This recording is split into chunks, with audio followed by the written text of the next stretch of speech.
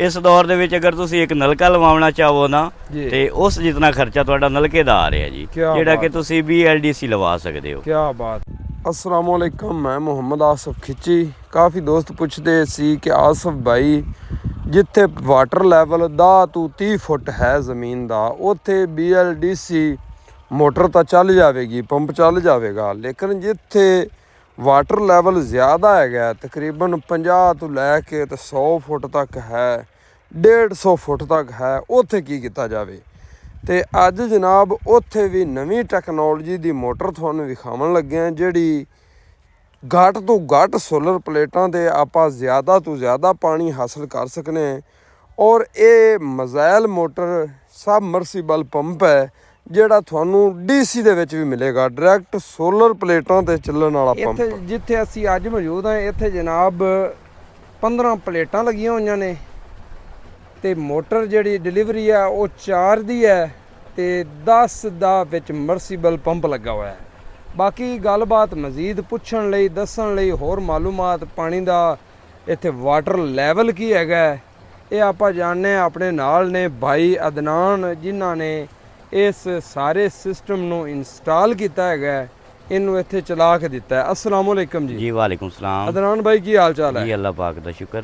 Adnan ਭਾਈ ਇਹ ਦੱਸੋ ਕਿ ਆਪਾਂ ਇਸ ਤੋਂ ਪਹਿਲੇ ਕਿਹੜੀਆਂ ਮੋਟਰਾਂ ਚੈੱਕ ਕਰਾਈਆਂ ਨੇ ਤੇ ਇਸ ਮੋਟਰ ਦੇ ਵਿੱਚ ਅੱਜ ਕੀ ਡਿਫਰੈਂਸ ਹੈਗਾ? ਮੈਂ ਸਰ ਤੁਹਾਨੂੰ ਦੱਸਦਾ ਕਿ ਤੁਹਾਨੂੰ ਪਹਿਲੇ ਚੈੱਕ ਕਰਵਾਈਆਂ ਨੇ 24 ਪਲੇਟਾਂ ਤੇ 15 HP ਮੋਟਰ ਲੱਗੀ ਹੋਈ ਹੈ ਜੀ। ਉਸ ਤੋਂ ਅੱਗੇ ਤੁਹਾਨੂੰ ਚੈੱਕ ਕਰਵਾਈਏ 20 ਪਲੇਟਾਂ ਤੇ 15 HP ਮੋਟਰ ਲੱਗੀ ਹੈ ਜੀ। ਇਹ ਸਰ 15 ਪਲੇਟਾਂ ਨੇ जी 10 HP मोटर है। ठीक हो वजह ये है कि तुसी भी सोचोगे कि इतना डिफरेंस क्यों आ रहा है कि जिमें जिमें असी अगे जा रहे हैं प्लेटां कम होंदियां जा रही हैं। सर जगह वही है, इलाका वही है, बिल्कुल कोई 1 किलोमीटर कह लो एक दूसरे तो दूर, बल्कि इस तो भी करीब ने। ठीक हो वजह ये है कि जिस तरह एक जदीद टेक्नोलॉजी आ रही है कि 24 वाली चेक की है तो थोड़ी पहले अरसे दी है जी, अगे आ गए 20 वाली चेक की है तो हुण हाजिर टेक्नोलॉजी है मजीद अच्छी बेहतर होंदी गई, मजीद अच्छी बेहतर हो गई। तुम सर चेक करवा रहे हैं उस तो मजीद बेहतर है। अच्छा। क्योंकि 15 प्लेटां ते वाटर लेवल बिल्कुल सेम है। 80 फुट 80 फुट ते मोटर जा रही है, 50 से 55 फुट वाटर लेवल है जी, बिल्कुल सेम है ਜਿਹੜੀਆਂ ਕਿ ਤੁਹਾਨੂੰ ਅੱਗੇ ਪਹਿਲੇ ਚੈੱਕ ਕਰਾਈਆਂ।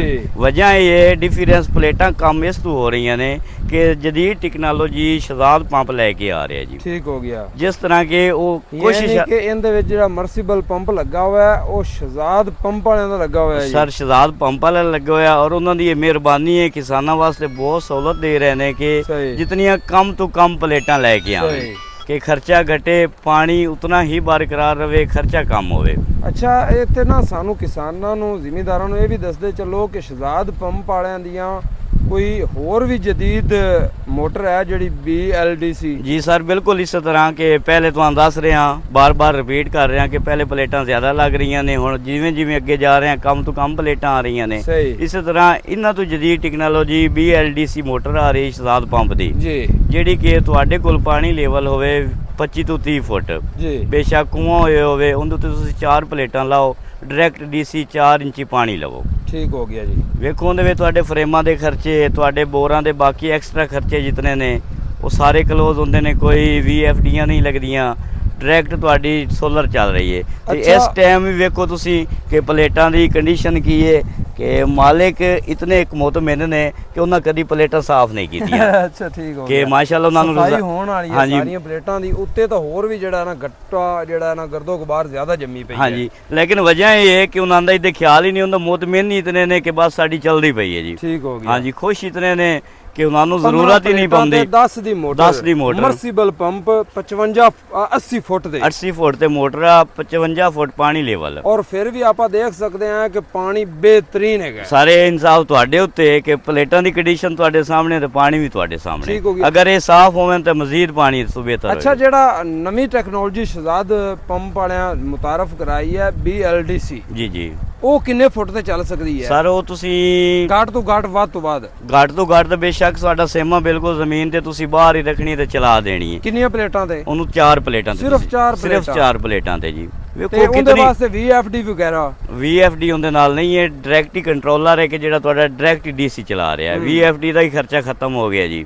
ਤੇ ਜਿਹੜਾ ਬੰਦਾ ਕਿ ਹੁਣ ਵੀ ਸੋਚ ਰਿਹਾ ਹੈ ਕਿ ਮੈਂ ਇਸ ਜਦੀਦ ਟੈਕਨੋਲੋਜੀ ਤੋਂ ਪਿੱਛੇ ਰਹਿ ਜਾਵਾਂ ਫਿਰ ਉਹਨੂੰ ਵਾਪੜਾ ਹੀ ਪੂਰੀ ਹੈ ਜੀ। ਸਹੀ ਗੱਲ ਹੈ। ਵਾਪੜਾ ਦੇ ਮਹਿੰਗੇ ਬਿੱਲਾਂ ਤੋਂ ਜਾਨ ਛੁਡਾਉਣ ਦਾ ਹੁਣ ਕਿਸਾਨਾਂ ਕੋਲ ਬੜਾ ਹੀ ਜ਼ਬਰਦਸਤ ਮੌਕਾ ਹੈ ਜੀ। ਅਲਹਮਦੁਲਿਲਾ ਮੈਂ ਟੋਟਲ ਵਾਪੜਾ ਦੀ ਇੰਸਟਾਲਿੰਗ ਕਰਦਾ ਰਿਹਾ ਜੀ। ਅੱਗੇ ਆ ਕੇ ਜਿਵੇਂ ਜਿਹੜੀ ਟੈਕਨੋਲੋਜੀ ਆਈ ਹੈ ਮੈਂ ਸੋਲਰ ਅਪਣਾ ਲਿਆ। ਅੱਛਾ, ਸਾਨੂੰ ਇਹ ਵੀ ਦੱਸਦੇ ਚਲੋ ਕਿ ਸ਼ਹਿਜ਼ਾਦ ਪੰਪ ਵਾਲੇ ਕੁਝ ਇਹਨਾਂ ਆਪਣੇ ਪੰਪਾਂ ਦੀ ਵਾਰੰਟੀ ਵੀ ਦੇ ਰਹੇ ਨੇ ਸਰ। 1 ਸਾਲ ਵਾਰੰਟੀ ਦੇ ਰਹੇ ਨੇ ਮੋਟਰ ਦੀ। 1 ਸਾਲ ਵਾਰੰਟੀ। 1 ਸਾਲ ਬੇਫਿਕਰ ਹੋ ਕੇ ਲਓ।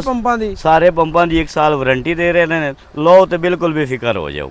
ठीक हो गया। हाँ जी, अल्हम्दुलिल्लाह मैं पहले इस्तेमाल करता रहा होर कंपनियां दी, क्योंकि मैं इंस्टॉलर हाँ। इंस्टॉल अल्हम्दुलिल्लाह काफ़ी किया तो क्लेम आता था। आप देख रहे हैं भी इत्थे जिथे भी जा रहे हैं ज्यादा मर्सीबल पंप लगे जी। वेखो मर्सीबल पंप लगाण दा इहदे रुझान किवें लोगां दा सारे इहदे विच ਇਹ ਕਿ ਤੁਹਾਡਾ ਇੱਕ ਜਿਹੜਾ ਕਿ ਖੂਹਾਂ ਦੇ ਖੁਦਾਈ ਦਾ ਖਰਚਾ ਹੈ, ਤੁਹਾਡੀਆਂ ਇੱਟਾਂ ਦਾ ਖਰਚਾ ਹੈ, ਇੱਕ ਲੇਬਰਾਂ ਨਾਲ ਮਿਲਦੀਆਂ ਉਹਨਾਂ ਦੇ ਨਖਰੇ ਉਠਾਉਣੇ ਪੈਂਦੇ ਹਨ, ਉਹ ਸਾਰਾ ਕੁਝ ਖਤਮ ਹੋ ਗਿਆ ਹੈ। ਮੋਟਰ ਸਭ ਤੋਂ ਵੱਡਾ ਬੈਨੀਫਿਟ ਹੈ ਕਿ ਤੁਹਾਡੀ ਇਹ ਚੋਰੀ ਨਹੀਂ ਹੋਣ ਲੱਗੀ। ਠੀਕ ਹੋ ਗਿਆ। ਹਾਂਜੀ, ਪਹਿਲੇ ਇਹ ਕਿ ਤੁਹਾਡੀ ਮੋਨੋ ਬਲਾਕ ਲੱਗੀ ਹੈ ਖੂਹ ਦੇ ਵਿੱਚ, ਤੁਹਾਡੀਆਂ ਰਾਤ ਨੂੰ ਮੋਟਰਾਂ ਚੋਰੀ ਹੋ ਜਾਂਦੀਆਂ ਹਨ, ਖਰਚੇ ਪੈ ਕੇ ਫਸਲਾਂ ਤਬਾਹ ਹੋ ਗਈਆਂ ਜੀ।